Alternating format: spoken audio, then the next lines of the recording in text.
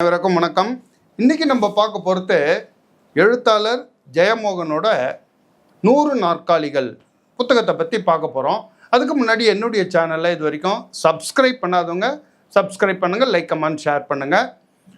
வாங்க இந்த புத்தகத்தினுடைய கதை என்னான்ட்டு பார்ப்போம். இந்த புத்தகம் கதை மாதிரியும் தெரியாது, இல்லை உண்மையே நடந்ததா அப்படின்ட்டு நமக்கு தெரியாது. இந்த புத்தகத்தை படிக்கும்போதே அது ஒரு ஆச்சரியம் உங்களுக்கு படிக்கும்போதே வந்துக்கிட்டே இருக்கும். இந்த புத்தகம் எதை பற்றின கதை அப்படின்னா, சுவாமி விவேகானந்தர் ஒரு டைமு சொல்லியிருக்காரு, நான் இந்தியா முழுக்க சுற்றியிருக்கேன்.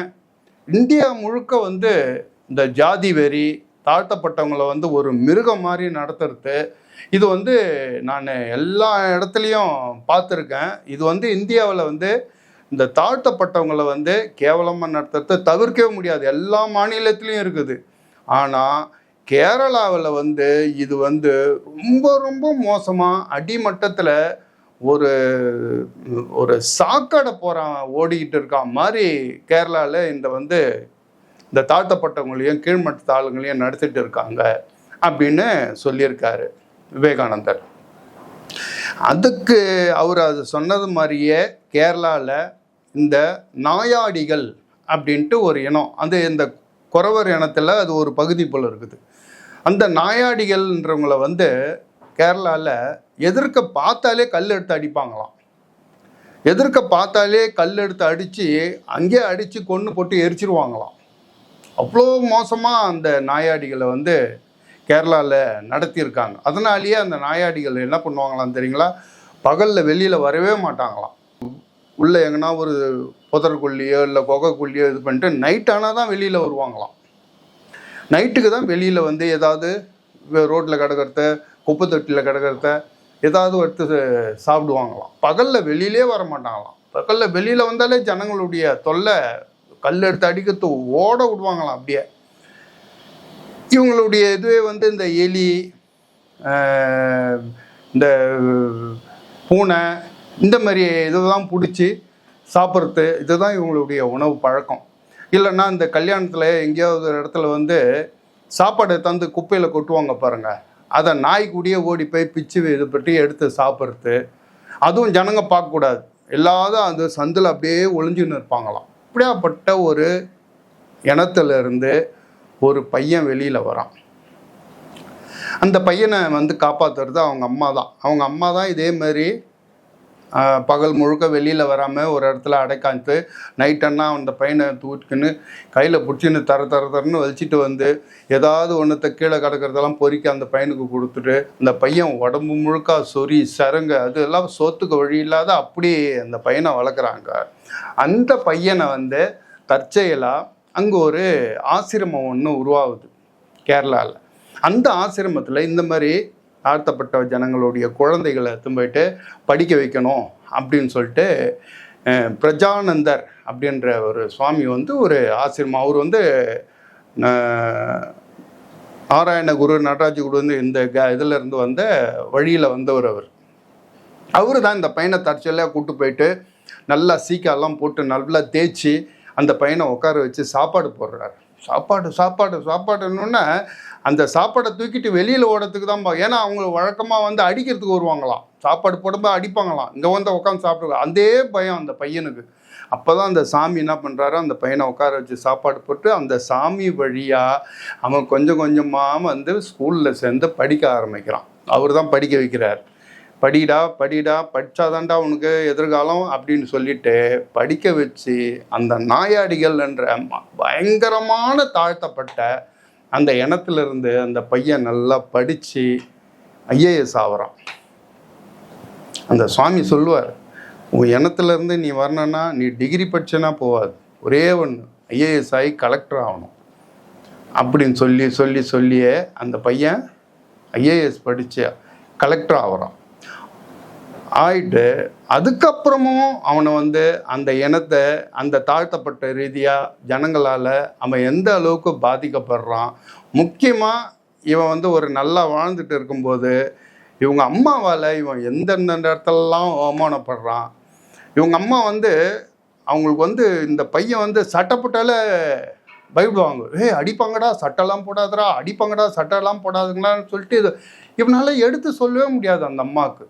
அப்படிலாம் இருந்து அந்த அம்மாவுக்கும் மகனுக்கும் நடக்கிற அந்த கடைசியிலலாம் வந்து ரொம்ப நம்ம மனசை அப்படியே நெகிழ வச்சிருவார். அந்த பையனுக்கும் அம்மாவுக்கும் சண்டை நடந்த அந்த அம்மா வந்து இந்த பையனையும் இவனுக்கு பிறந்த அந்த குழந்தையும் நடத்துகிற விதம்லாம் பார்த்து ப்ரில்லியண்ட்டாக எழுதியிருப்பார். ரொம்ப ரொம்ப ரொம்ப சின்ன புக்கு தான் இது. இந்த புக்கு இப்போ கூட எல்லா இடத்துலையும் கிடைக்குது. கிடைச்சா வாங்கி படித்து பாருங்கள். பிரமாதமான புத்தகம்.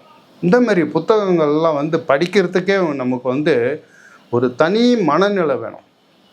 இதுக்கு நம்ம வந்து என்ன பண்ணோன்னா, தொடர்ச்சியாக அந்த புத்தகங்களை வாசிக்கிற அந்த பழக்கத்தை உருவாக்கிக்கணும். தொடர்ச்சியாக அந்த புத்தகங்களை வாசிக்க வாசிக்க வாசிக்க நீங்கள் எல்லாம் தரப்பட்ட எல்லாம் பெரிய எழுத்தாளர்கள் புத்தகங்களையும் நீங்கள் ரொம்ப ஈஸியாக நீங்கள் படிக்க ஆரம்பிச்சிருவீங்க. ஈஸியாக உங்களுக்கு உள்ளே போவீங்க அந்த புத்தகத்துக்குள்ளே. காரணம் வந்து ஜெயமோகனுடைய கதைகள்லாம் வந்து சிறுகதையாகட்டும், அவருடைய நாவலாகட்டும், ஒரு சேலஞ்சிங்கானது. உங்களுக்கு சாதாரணமாக வந்து நீங்கள் அதை வந்து உள்ளே நுழைய முடியாது. ஆனால் நுழைஞ்சிட்டிங்கன்னா உங்களால் வெளியிலே வர முடியாது. அதுக்காக நீங்கள் என்ன பண்ணணும், புத்தகம் படிக்கிற பழக்கத்தை வந்து ஏதாவது ஒன்று படிக்கணும். நான்லாம் ஃபஸ்ட்டு ஸ்டார்டிங்கில் நான் இந்த ஆனந்த விகடன், குமுதம் இந்த மாதிரி இதில் தான் ஆரம்பித்தேன். கொஞ்சம் கொஞ்சமாக தான் இன்றைக்கி இந்த ஜெயமோகனை படிக்கும்போது அதெல்லாம் பேஸ் பண்ணதுனால தான் என்னால் இதை ஓரளவுக்கு புரிஞ்சிக்க முடியுது. இப்போ இருக்கிறவங்ககிட்ட இந்த புத்தகம் வாசிக்கிற பழக்கம் வந்து கொஞ்சம் இருக்குது. அதே நேரத்தில் மிகப்பெரிய ஆர்வம் கிடையாது. எனக்கு என்னென்னா, நீங்கள் புத்தகம் படிக்க இந்தமாரி வர்றதுக்கு முன்னாடி கொஞ்சம் சாதாரண விஷயங்களில் படிங்க. உதாரணத்துக்கு டெய்லி பேப்பர் படிங்க. இந்த டெய்லி பேப்பர் படிக்கிறதுன்றது ரொம்ப ரொம்ப ரொம்ப ரொம்ப முக்கியமான ஒரு நன்மை தரும் விஷயம். நான் ஏறக்குறைய ஒரு 30-35 வருஷமாக ஒரு சில வீட்டிலெல்லாம் பார்த்தீங்கன்னா எண்டு பேப்பரும் காப்பி இல்லாத அவங்களுக்கு பொழுதே வெடியாது. எனக்கு நான் ஏறக்குறைய 30 வருஷமாக இந்த 2 பேப்பர், ஒன்று இண்டு அது வாங்குவேன். இப்போ வந்து கொஞ்ச நாளாக இந்த இந்து, தமிழ் இந்து, இது தமிழ் இந்து கண்டிப்பாக நீங்கள் வாங்கி படிக்கணும். காரணம், நான் தினத்தந்தி வாங்குவேன், தினமலர் வாங்குவேன். ஆனால் இப்போ ரொம்ப நாளாக வந்து தமிழ் இந்து தான் வாங்குகிறேன். காரணம், அதில் வர கட்டுரைகள் வந்து ரொம்ப சூப்பராக இருக்கும். அதுக்கு அடுத்தது தினத்தந்தியில் வந்து ஒரு காம்ப்ளிமெண்ட்ரி மாதிரி கொஞ்ச நாளுக்கு முன்னே போட்டிருந்தாங்க, டிடி நெக்ஸ்ட் அப்படின்னு சொல்லிட்டு. இது உங்களுக்கு தெரிஞ்சிருக்கும். இந்த டிடி நெக்ஸ்ட்டை வந்து காம்ப்ளிமெண்ட்ரி ஃப்ரீயாக தான் கொடுத்துருந்தாங்க. அதுக்கப்புறம் என்ன பண்ணிட்டாங்க, இப்போ வந்து காசுக்கு விற்கிறாங்க. இந்த பேப்பருடைய விலை, டிடி நெக்ஸ்ட்டுடைய பேப்பருடைய விலை எவ்வளோ தெரியுங்களா? வெறும் 2 ரூபா தான். ஆனால் வாங்கி படிக்கிறதுக்கு ஆளே கிடையாது. நீங்கள் சென்னையில் இருக்கிறவங்களா இருந்தால், சென்னையில் இந்த பேப்பர் வந்து ஒரு சில முக்கியமான கடைகளில் கிடைக்கும். நீங்கள் வாங்கி இதை படித்து பாருங்கள். இந்த தமிழ்லேயும் சரி, இங்கிலீஷ்லேயும் சரி, இந்த 2 பேப்பரை டெய்லி நீங்கள் வாங்கி வச்சு கொஞ்ச நாள் படித்து பாருங்கள். ஒரு 2 மாதம் ஒரு கண்டிப்பாக ஒரு மாற்றம் வந்து, ஒரு மாறுதல் வந்து நம்மளுக்குள்ள ஏதோ ஒன்று மாறி இருக்கிறது உங்களால் புரிஞ்சிக்க முடியும். காரணம் வந்து இந்த 2 ரூபா கொடுத்து வாங்குகிற இந்த டிடி நெக்ஸ்ட்டில் வந்து உலகமே இதில் இருக்குது. எல்லா விஷயத்தையும் எழுதுவாங்க. எல்லாமே கட்டுரைகள். நம்மளுடைய இந்தியாவில் நடக்கிறதுன்னா, வெளிநாடுகளில் நடக்கிறதுன்னா, இப்போ இந்து தமிழ் இதில் வந்து இந்தியாவில் நடக்கிறது எல்லாமே போடுவாங்க. ஆனால் இதில் டிடி நெக்ஸ்ட்டில் வந்து உலகம் முழுக்க இப்போ ஆப்பிரிக்காவில் என்ன நடக்குது, யூரோப்பில் என்ன நடக்குது, இப்போ கொஞ்ச நாளுக்கு இப்போ நேற்று புதினும் மோடியும் சைனீஸ் அதிபரும் சந்தித்து பேசுனதை பற்றி ஒரு கட்டுரை வந்திருக்குது. இந்த மாதிரி டெய்லி 3 கட்டுரை 4 கட்டுரை இதில் வந்துக்கிட்டே இருக்கும். ஒரு முக்கியமான தலையங்கம் இருக்கும். இதை நீங்கள் படிக்கும்போது ஒரு பெரிய என்னால் என்ன வந்துட போகுதுன்னு நீங்கள் நினைக்கலாம். ஆனால் கண்டிப்பாக யாரைக்கிட்டையாவது ஒருத்தர்கிட்ட பேசும்போது உங்களுடைய பேச்சில் ஒரு மாற்றம் இருக்கும், ஒரு விஷயம் இருக்கும். அதுதான் இந்த பேப்பர் வந்து நமக்கு கொடுக்குது.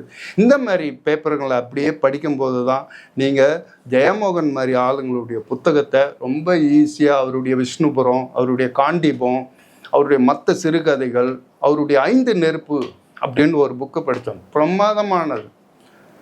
அதெல்லாம் படிக்கிறதுக்கு உங்களுக்கு ஈஸியாக உள்ள நுழையத்துக்கு பேஸ் வந்து சின்ன சின்ன புக்குங்களை படித்து தான் நம்மளால் பெரிய புக்குங்களை படிக்க முடியும். ஆகையினால இந்த புத்தகம் படிக்கிறதையும் அன்றாடம் பேப்பர் படிக்கிறதையும் நீங்கள் தயவுசெய்து உங்களுடைய ஹேபிட் மாதிரி ஒரு ஹாபி மாதிரி இன்னிலேருந்தே நீங்கள் ஆரம்பித்து அதனுடைய வழியை கண்டுபிடிக்க பாருங்கள். அதை வந்து தொடர்ந்து இதை படித்து பாருங்கள். கண்டிப்பாக உங்களுக்குள்ள ஒரு மாற்றம் வரும். நம்ம வந்து இது வரைக்கும் அந்த பேப்பரை பற்றியும் புக்கை பற்றி பேசணும். உங்களுக்கு பிடிச்சிருந்தா இந்த வீடியோ ஒரு லைக் ஒன்று போட்டு விடுங்க. நம்ம அடுத்த வீடியோவில் பார்ப்போம். பை.